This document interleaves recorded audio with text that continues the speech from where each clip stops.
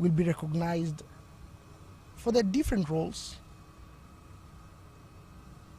that they have undertook, which are considered to be remarkable and exceptional, while serving the Kenyan people, Kenya as a nation, in their different roles and capacities at the Kenya Defence Forces. We have had different sights and sounds of from the men and women in uniform, even as they await the commencement of today's event, which, like I mentioned earlier, will be spearheaded by Cabinet Secretary for Defense, that is Soipan Tuya. Also last year, we saw President William Ruto leading these celebrations together with the former Cabinet Secretary for Defense, that is Eden Duale, before he was moved to a different assignment, still as a Cabinet Secretary. But today it will be quite different. We'll see Soipan Tuya leading the first military event, first Kenya Defence Forces Day celebrations in her capacity as the Cabinet Secretary for Defence. Remember, this is an annual event that is marked by these men and women, a very important day in the calendar of the Kenya Defence Forces. And so today we expect the same to happen. Recognition, awarding, even as these very important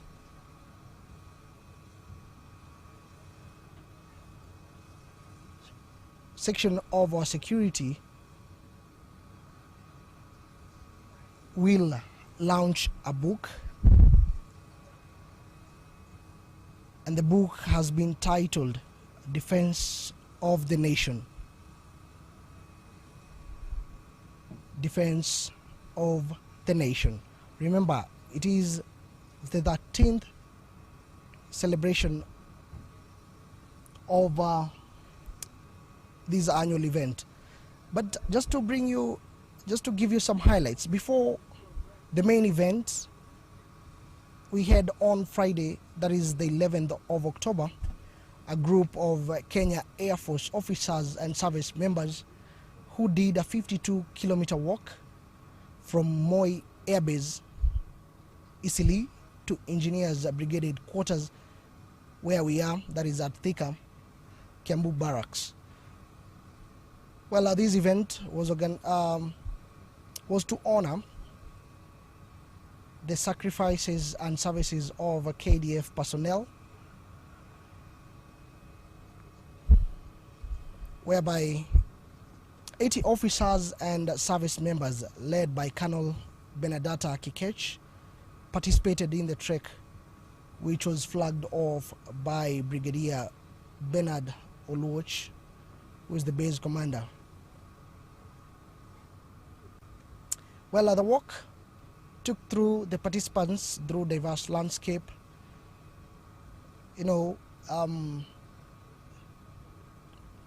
taking them through Thika Road, just to showcase the tranquility of rural settings, testing their endurance. And these men, before the main event, which is being celebrated today, to just share a sense of unity and purpose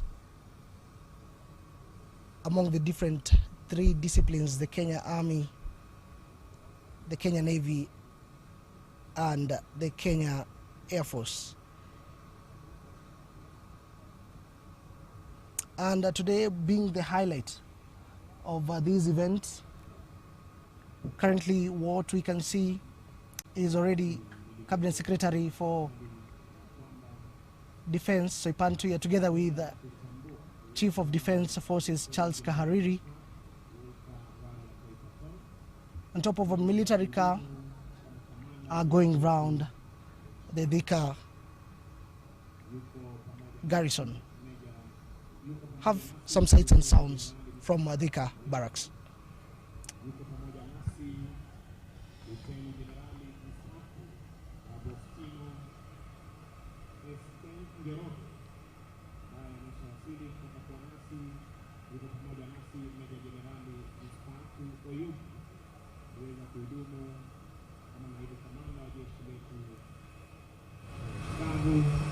Yuko pamoja nasi Meja Jenerali mstaafu Iwo.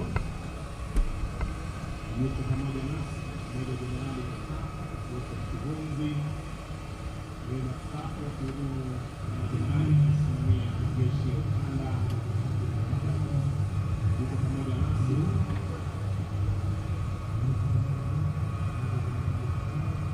Meja Jenerali mstaafu Balozi Tupo.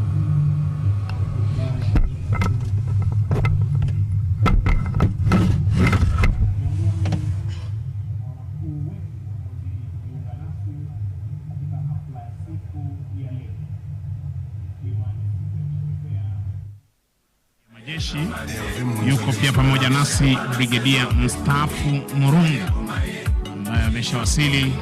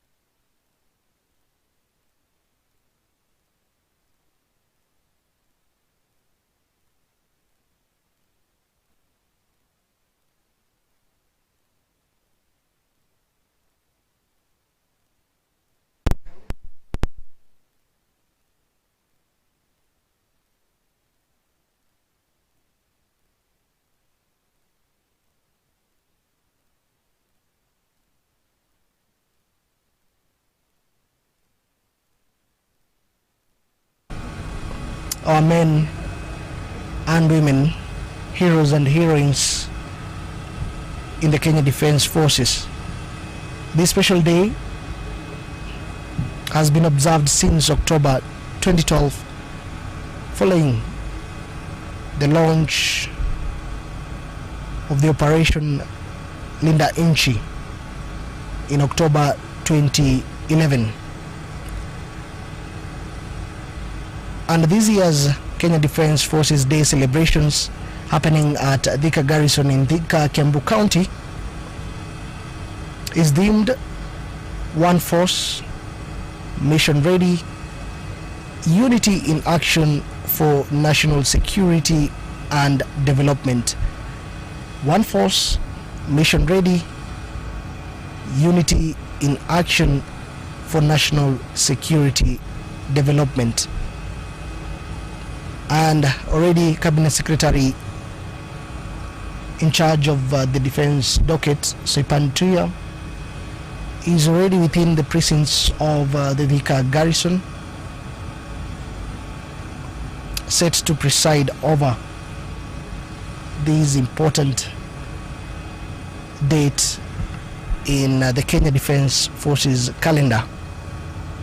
Also, the Chief of Defence Forces, Charles Kahariri, together with CS Soipan Tuya, are currently taking a look, going around in some of the tents that have been set up by these men and women in the military, showcasing the different equipments, the different services that they offer and use in a bid to keep the country through its borders safe.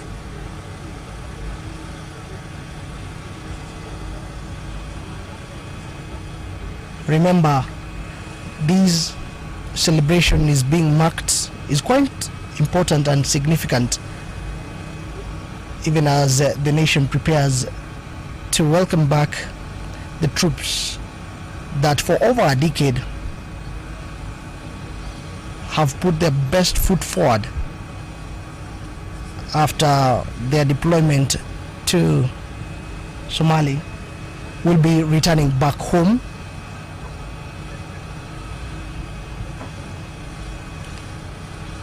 this December. This is after the service for more than 10 years, setting camp in a neighboring country of Somalia comes to an end. Through blood, through sweat, these men have been in Somalia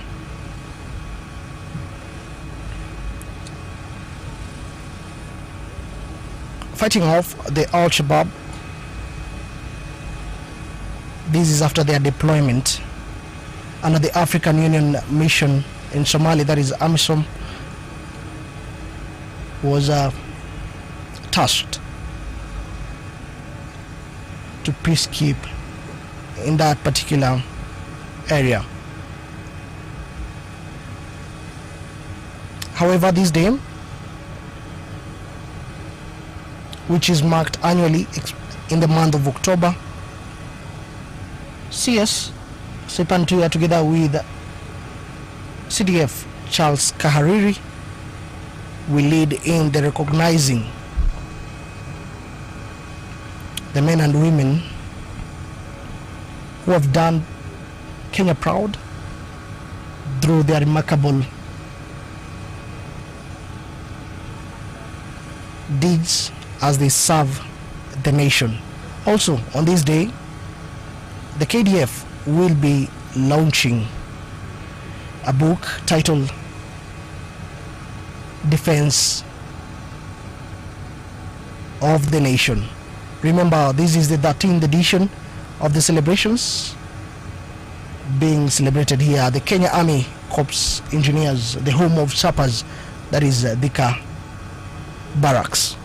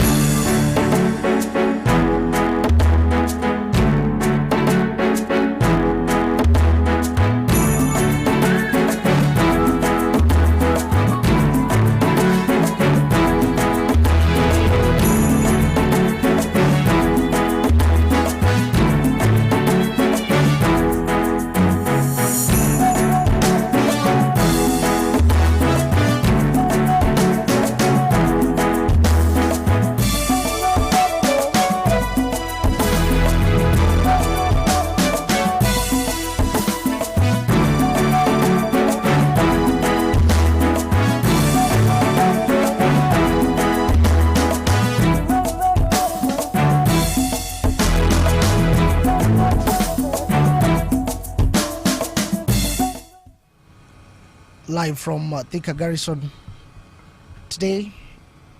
Just but a reminder, this is another significant day in the calendar of the Kenya Defence Forces, as for the 13th time they commemorates the annual Kenya Defence Forces. This day is also significant even as Kenya prepares to welcome back home its troops who had been more than a decade. Also today, quite a number of men and women. Remember, today's event is being presided by Cabinet Secretary for Defense Soipan Tuya, being the first event for her under these dockets. And also a reminder, last year's event was presided over by President William Ruto. In that event, in 2023, a number of soldiers were awarded and recognized,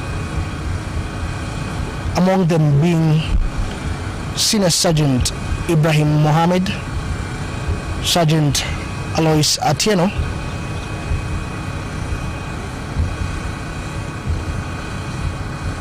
among others, like Ahmed Shira, Laban Chirchir, John Wanjiru, who were termed, in the course of their duties, worked selflessly to save lives,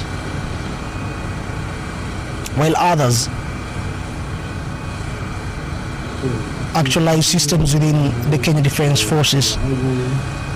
Currently, as we speak, Soipan Tuya, who is the chief guest, is visiting various departments within the Kenya Defence Forces, as these men and women have the opportunity to display and also showcase some of their various roles and how they are implemented in delivering upon their stipulated mandates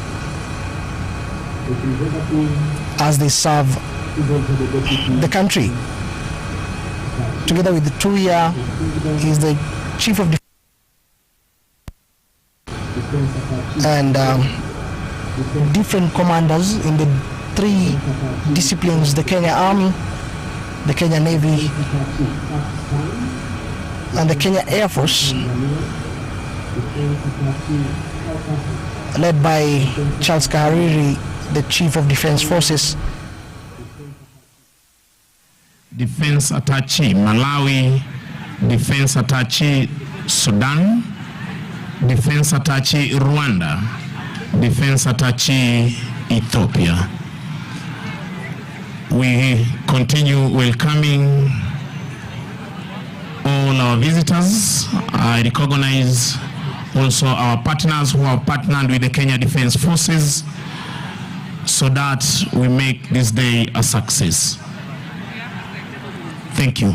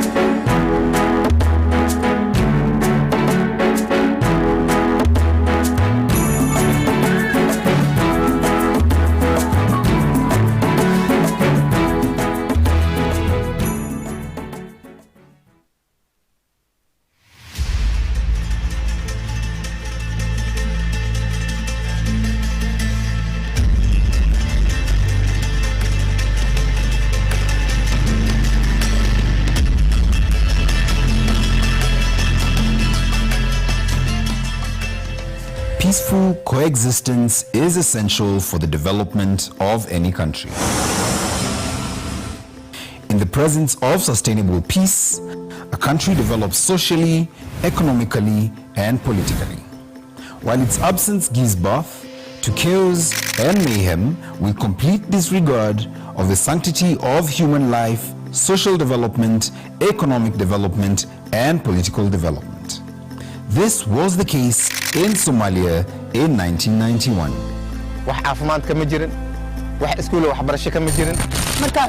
We were like hostages in our own land.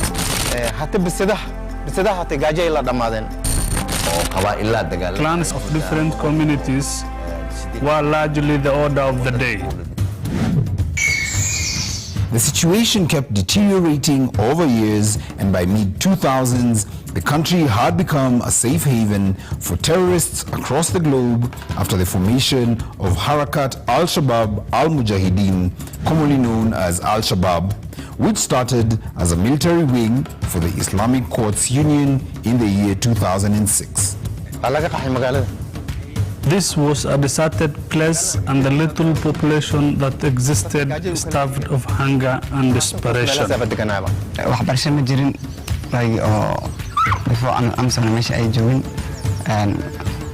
saad ogtihiin ba ninkaas ma ogolo waxbarashada oo kale oo aan ka ahayn diini.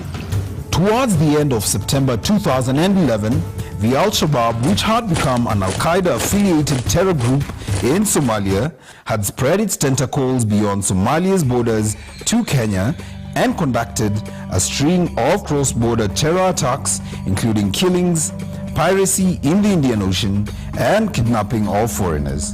On October 1st, 2011, a French tourist by the name Marie Dedou was kidnapped in Ras Kitau, Manda Island, and on 13th October 2011, two Spanish women, Montserrat Serra and Blanca Thibault, working for Doctors Without Borders, were also kidnapped by Al-Shabaab in Dadaab refugee camp. They're doing atrocities in Kenya and then seeking safe havens in Somalia. This is what informed KDF's incursion into Somalia by invoking the right to self-defense under Article 51 of the United Nations Charter. We will defend our territorial integrity through all measures necessary to remove Al-Shabaab not only from our country, but even closer to our country. We have to seek them from their bases in Somalia.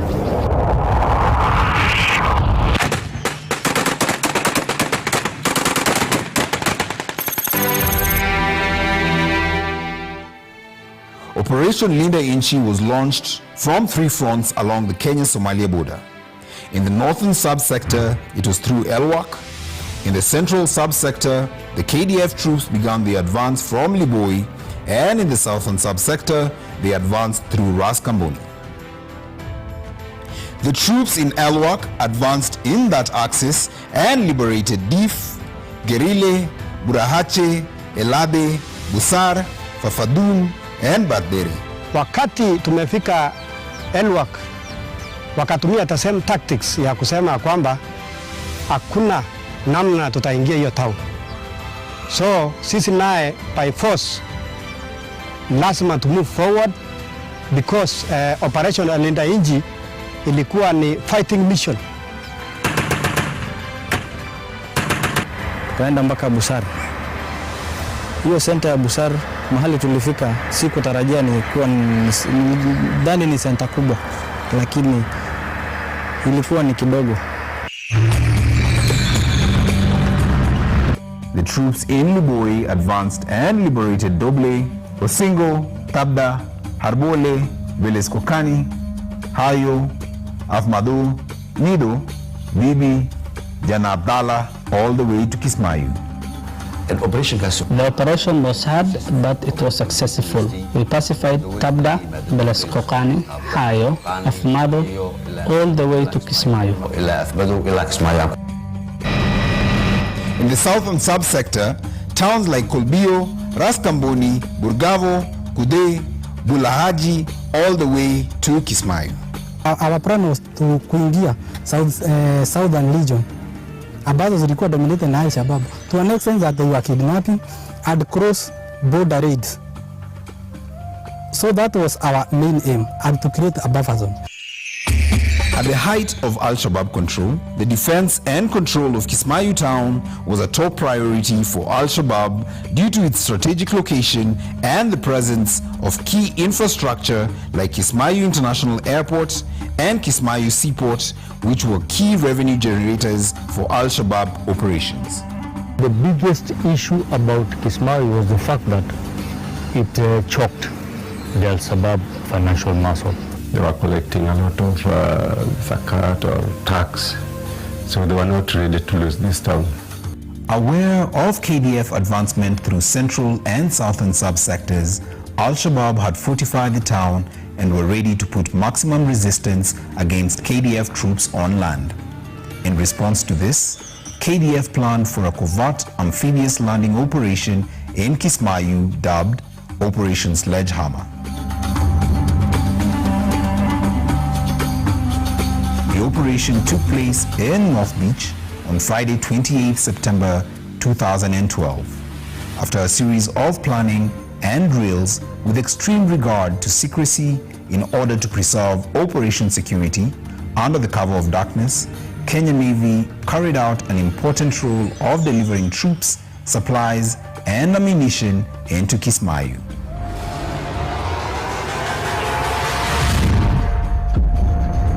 Operation Sledgehammer was considered a turning point in the KDF's war against Al-Shabaab and indeed the entire peace effort spectrum in Somalia as it got the enemy by surprise. Ili tugharimu muda karibu mwezi mmoja ndio tuweze kufika Kismayu. Kabla hatujafika Kismayu kulikuwa na operation ilikuwa imeandaliwa ambaye ilikuwa inaitwa Sledgehammer, ambaye hao ni watu wetu walikuwa wanakuja katika beach landing. So kawaida unajua ukitaka kuua nyoka unapiga kichwa. So wakati tulikuwa tayari sasa tuko kukaribia Kismayu, basi watu wetu waliweza kutokea na upande wa beach na wakafanya very successful beach landing na wakaingia na tukakamata Kismayu bila resistance kubwa. This became the beginning of the end of the militia who had occupied major towns like Mogadishu, Marka, Kismayu, and other small towns. We never had any challenges in terms of Al-Shabaab. Al-Shabaab have actually deserted Kismayu, Port City. They have actually deserted the area. So therefore, we never had any challenges. We actually entered the town without any resistance at all. Al-Shabaab was weakened and sunk under the weight of a series of setbacks, most notable being the collapse of local support, loss of more than a sixth of Somalia's territory to KDF in the south, and the steady stream of defections. The success of Operation Sledgehammer was attributed to the level of training on the part of the KDF soldiers and leadership of the KDF commanders at all levels.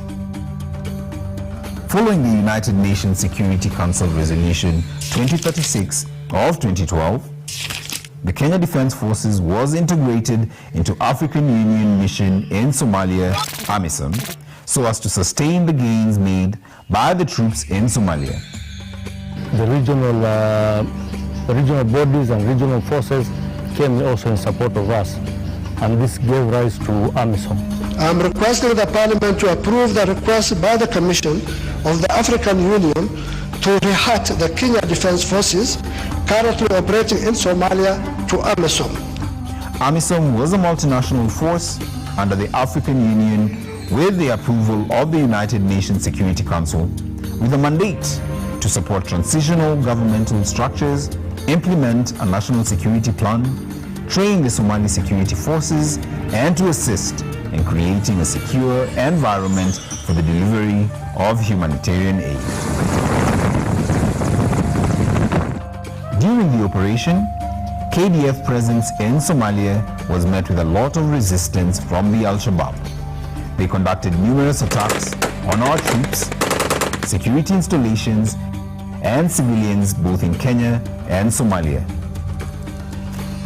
dadku waa la baqay ganacsiga hata ciriiri buu ahay It was home of terrorists and war. There were no services provided to the residents. The town was merely a place where the basic necessities of life could not be found easily because of the presence of the Al-Shabaab. It was a place where operations to pose threat to the neighboring countries of East Africa were conducted.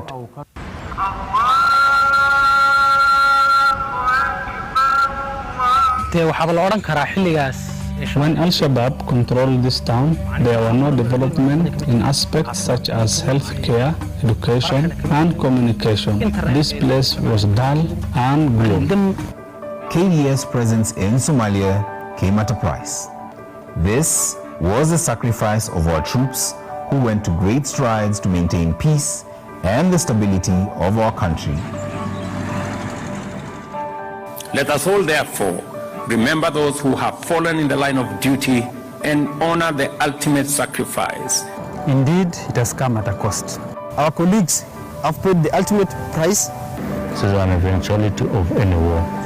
So it can happen to me, it can happen to anybody. I commiserate with their families and pray that God may give them and their families and the mental fortitude to be able to continue with life. The ability to remember the fallen soldiers and recognize them is what is key also. And I want to reassure even the families of the ones that lost their loved ones that we're still with them.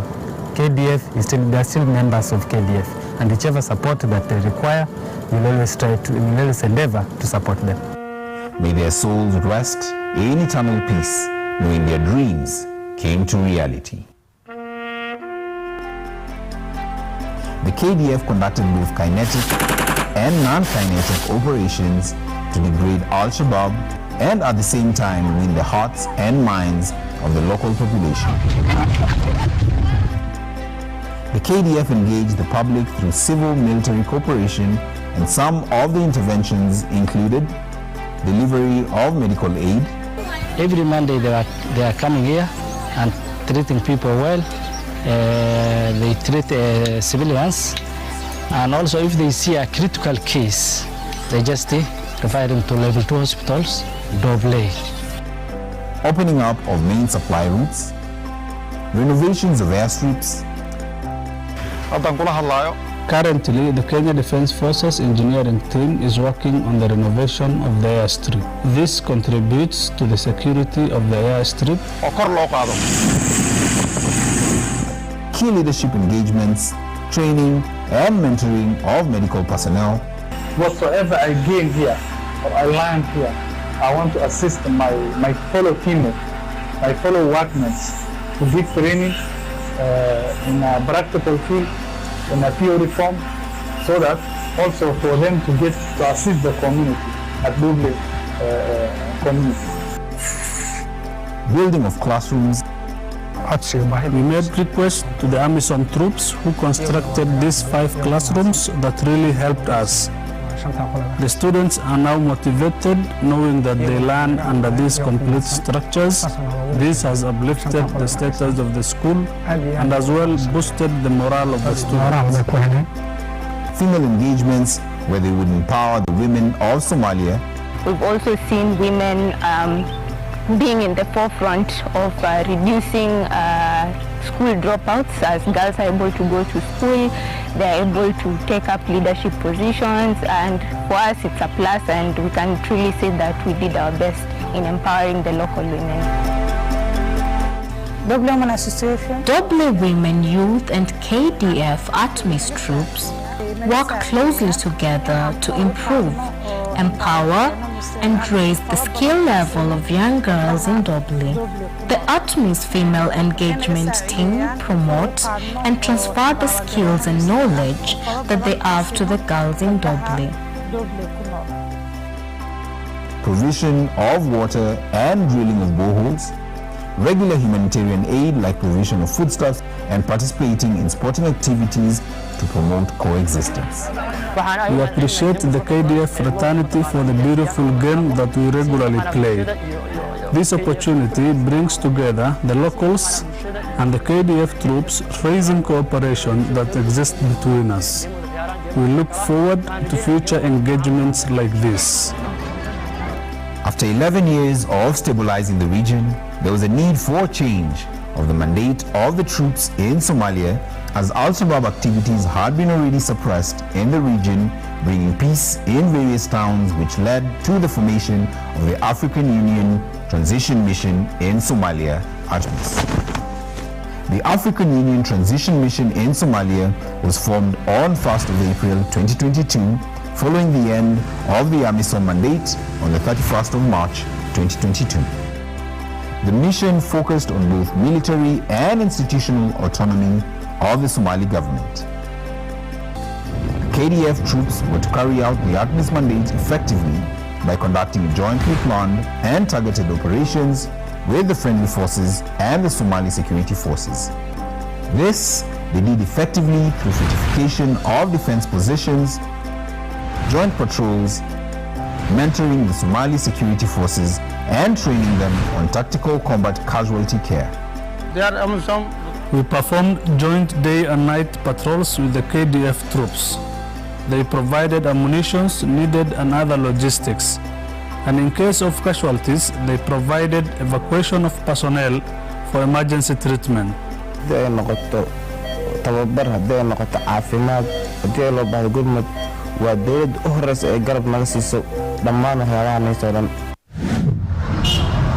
Meanwhile, the ATMIS troops continue conducting a phased handover of security responsibilities to the Somali security forces and empowerment of the Somali people. The town has developed so much. The settlements near have also developed. The town also made significant progress in the areas of health. Previously, we have had patients who were taken to neighboring countries for treatment and surgical procedures. But now we are able to perform and get these services from the ATMIS Level 2 hospital here in Doble. Businesses and other services are also booming, and the progress is visible, and things are on the right trajectory. The mission's mandate is set to end on the 31st of December 2024, with the transition to the AU Support and Stabilization Mission in Somalia, AUSOM, which will prioritize ongoing peace-building measures such as providing security to Somali citizens and degrading Al-Shabaab, while leaving international partners and the Somali federal government to work on state building. The KDF has made an impact in Somalia.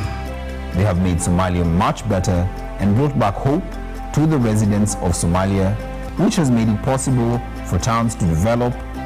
I believe Jubaland will not have achieved the success it has were it not for the active participation of the Kenya Defense Forces and the roles they played in the liberation of Jubaland. This place was empty, deserted, and was controlled by the Al-Shabaab as the population fled to safer grounds in search of food. Today, this town is completely changed with a system of administration in place. It has made progress in business, health, and other services, and this is the positive contribution of the Kenya Defense Forces.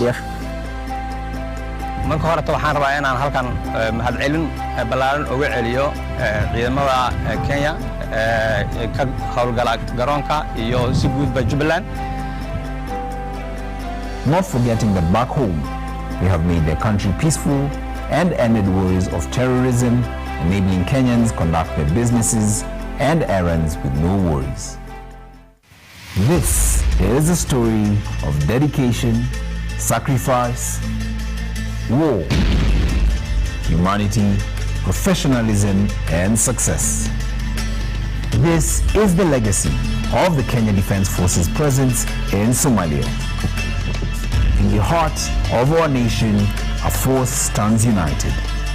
One force forging ahead for mission success. The Kenya Defense Forces, a mission-capable force deeply rooted in professionalism.